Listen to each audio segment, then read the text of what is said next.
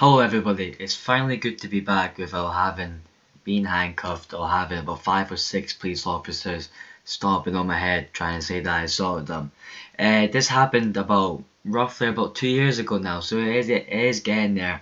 But I recently saw a few people comment wanting updates, so I decided to make this short video just telling you more updates on what's going on, and it's actually made me want to get back into the case and want to start fighting more as I was a little bit laid back.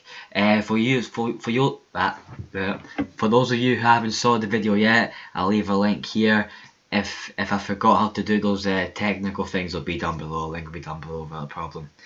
Anyway, basically what it was after the incident happened, I had to find myself a lawyer. I found a lawyer called Mark Farley for Farley and Stevenson. I asked a few other law firms before him, but they said that they wouldn't help me as it was against the police. These were all the ones that after he listened to me and he said that he would take on my case.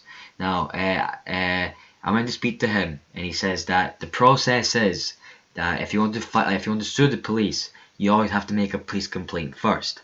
Now, for those of you who haven't went for a police complaint, it's a whole different process to a complaint at a store for a shopkeeper not treating you well, or a complaint to your network provider for not giving you correct minutes.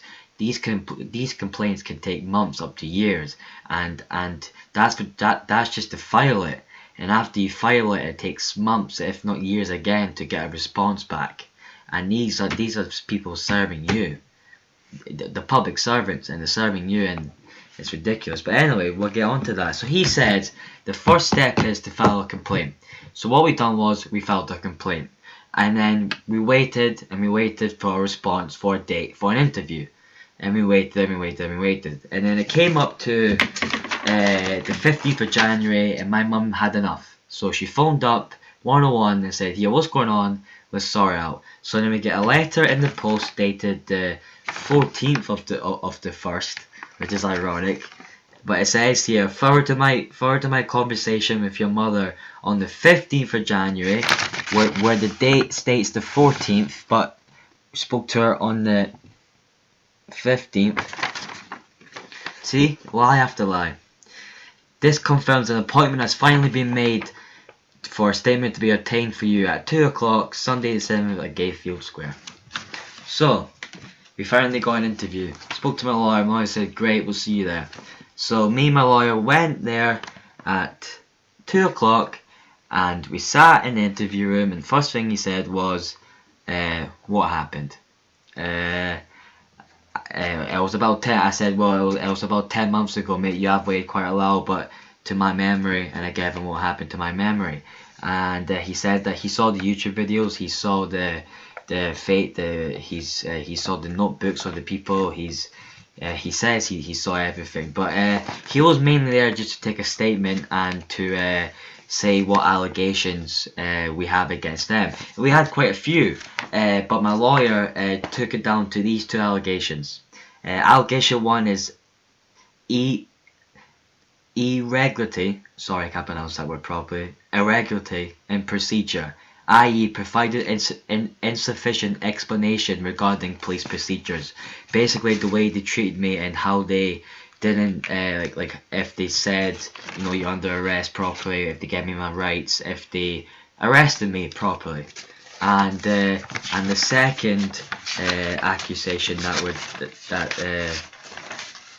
allegation that we're doing them for is I can't even say this one as well. Irregularity in procedure, manner of physical arrest, the manner in which they arrested me, i.e. like how physical they were in arresting me, and all that. And I'm not going to read out all of this as I've scanned it, and I'll leave a link down below for you to do. But for allegation one, I'll leave a brief summary. It says here, "I have considered the evidence available to me, this is the person writing this is Kevin. Oh no, it's not Kevin Laverty. It's L. Clark, the Superintendent of Police Scotland." Okay, not even the guy who took the interview with me. "I have considered the evidence available to me, including the statement you provided to Inspector Rafferty, statements from independent witnesses who were at the scene, which was the person who lied about being racially abused, and one of my mates who was trying to video as well, but the police said stop videoing. CCTV from Waitrose, which they told us that they couldn't find any. The footage available on YouTube, well, they can see that. The operational statements of all police officers who were involved, and the notebook entries, and the police reports submitted to the juvenile liaison officer in connection with the charges since I was only 15. I've got all this on file, like on photos for you, just saying that at 17:50 hours on the 14th of May, they were called at Waitrose Morningside. Okay, this is what they originally were called. They were called there for a male who was alleged had been shoplifting at 17:50, but it doesn't tell me, and I didn't get charged till about 10-11 o'clock that night if I was lucky. It says here, on their arrival and whilst dealing with this incident, the officers were made aware that a staff member from Waitrose had alleged she had been racially abused on the rooftop car park of Waitrose, which I have proof here, if not it'll be down there, of that not happening. Additional police officers were requested to deal with that incident. Now, whilst waiting for the additional police officers, and apparently due to the seriousness of the matter, the police made their way to the rooftop car park to speak with the Waitrose people to see what the hell was going on. According to this, that's not the exact words. I'm just like making it easier. They say that oh shit. That was my mic, and I've done it way too many times, and I'm not going to fucking edit it out. I'm sorry. But anyway, they say that upon entering the rooftop, me and another male were seen walking towards the officer. The officer asked us, apparently, if me and the other male could stop. The rationale around the officer's decision to ask you to stop. The reason why I asked us, what the fuck? It keeps on falling down. You know what? I'll just hold it like I'm fucking singing.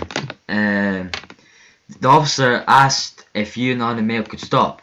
The reason why he done this was to establish if a crime had been committed. Now he already knew of the two incidents. These were the police involved in the two incidents, so there was no reason why to ask us if a third crime had occurred. So it's just an excuse to stop us. Committed by gathering evidence and speaking with witnesses, but we weren't there at the time. We were like, this car park was huge. There was no way for us to see anything. The officer noted that you immediately became uncorroborative and started filming on your mobile telephone. Well, of course I did, because I had no clue why you were there, so I had to make sure for my safety that I was, because at first it was age discrimination to begin with. I could tell they were like, they saw kids, they were like, has to be them, you know, tracksuits, whatever. It has to be them. The officer asked for my name. I refused. He said that it was requested by law, and he suspected I was a witness to a crime. Now he didn't say all that to me, because you can see in the video that he did not say that to me. He didn't get time to say that to me. He didn't say it to me whatsoever. They put me on the floor. And then it says that like I went to leave the car park. I was asked on several occasions. No, I asked on several occasions if I was being detained, and it says no.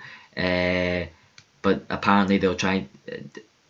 You did ask, and officers replied that you were not.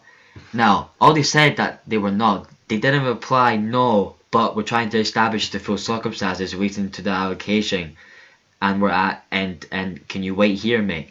No, they didn't say that. They didn't say that one bit. Anyway, there's more about that. Allegation 1 was quite big because they were in the wrong, so they made it about 3 pages. 3 pages long. So it is all there. It is all there.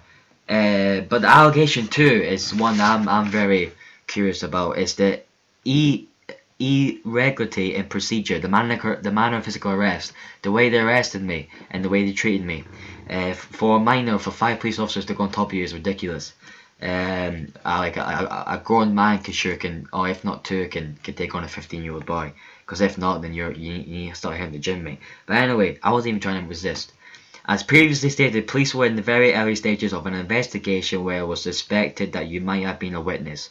One of the police officers was in the process of carrying out a formal procedure under the terms of Section 13. This could not be carried out as you are constantly interrupting him. Prior to his procedure and due to you trying to leave the scene, the officers had taken hold of your wrists/arms. And that was fine, but after that, I was waiting for him to explain. He had plenty of time to tell me this section 13. Like if I had asked him, am I being detained, sir? No, you would go. But if I was the police officer and he was me, if he asked me, am I being detained, sir? No, but can you wait here because by law I have to ask you for your name. You don't have to say section 30. You can say that after. But if anybody hears if you've been detained, no, you're going to leave. But if you hear that, you're going to stay. Of course you are. Apparently, then I was handcuffed. There's more here about how they justify me about my arm and stuff like that, saying that they've broken my nose, they're trying to break my arm. Apparently, I was banging my head against the window on purpose, and I was banging my head against the floor. That's why the officer had to come put his knee on my head to make sure my head was okay. It's all here. Apparently, it says here, it may be helpful for you to know that whereas being deemed that the allegations are not upheld, this does not necessarily mean that I've judged the allegations to be untrue, which means it's not over yet. That's why my lawyer said once this is done, we take it to court. So it says that if you're not satisfied with the way in which your complaint is being handled, you may contact the police investigators and review commissioner. We don't have to do that. We can go straight to the court. So thank you for everybody who is still interested in this. Thank you for your support that you've given me.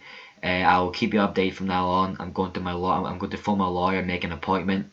I'll be doing that today or tomorrow. Probably today after court. And it's actually made me want to start because at first they were harassing me.